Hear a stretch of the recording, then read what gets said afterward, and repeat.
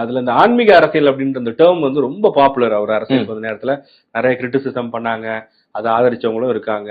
இப்போ உங்களுக்கு அது பர்சனலா எப்படி இருந்துச்சு? உங்க ஃபேமிலிலயோ இல்ல உங்க ரிலேட்டிவ்ஸ்லயோ அதை எப்படி எடுத்துக்கிட்டாங்க? நீங்க எப்படி அதை ஹேண்டில் பண்ணீங்க? இல்ல, டு பி வெரி கிளியர், நான் ஆன்மீக அரசியல் தலைவர் அந்த நேம் சொன்னோனே நான் எல்லாருமே எக்ஸ்பிளைன் பண்ண ஒரே விஷயம் என்னன்னா, அவர் ஆன்மீக அரசியல்னு சொல்றது எதுக்குன்னா, நம்ம கடைசி நீங்க இஃப் யூ டீகோட் போயிட்டே இருந்தீங்கன்னா நம்ம கடைசியா பயப்படுற ஒரே ஆள் யாருக்குன்னா கடவுளுக்கு மட்டும்தான். அது எந்த கடவுளோ, ஈவன் கிறிஸ்டின் ஆர் முஸ்லீம் ஆர் இந்து, ஏதோ ஒண்ணு. அவர் வந்து மத ஆன்மீக அரசியல்னு சொல்ல எதுவுமே சொல்ல. ஆன்மீகம்னா நீ ஒரு கடவுளை நம்புற, அதுக்கு பேர் தான் ஆன்மீகம். நான் இஸ்மாயில் வந்து அல்லாவை நம்புறேன், இன்னொருத்தர் வந்து என் ஃப்ரெண்ட் ஆண்டனி இருக்கானா கிறிஸ்டின் நம்ம. நீ வந்து அவருக்கு பயந்து ஒரு அரசியல் பண்ணு. நீ வந்து எனக்கும் பயப்படாத, நான் தான் உன்னோட தலைவன், நான் தான் அந்த பார்ட்டியை லீட் பண்ண போறேன். பட் வந்து நான் எனக்காக நீ பயப்பட தேவையில்ல. உனக்குன்னு ஒரு ஆண்டவன் இருக்கான், அவனுக்கு பயந்து நீ நல்லது பண்ணு. ப்ரொஃபஷனலா கொண்டு வா அரசியல, நீ அதை பண்ணு. அது அந்த டேர்ம் வந்து ஆக்சுவலி வந்து சம்ம டேர்ம், பட் மிஸ்லீட் பண்ணி எல்லாருமே அதை தப்பா தான் கொண்டு போனாங்களே தவிர இஸ் பெர்ஃபெக்ட் இன் இட்.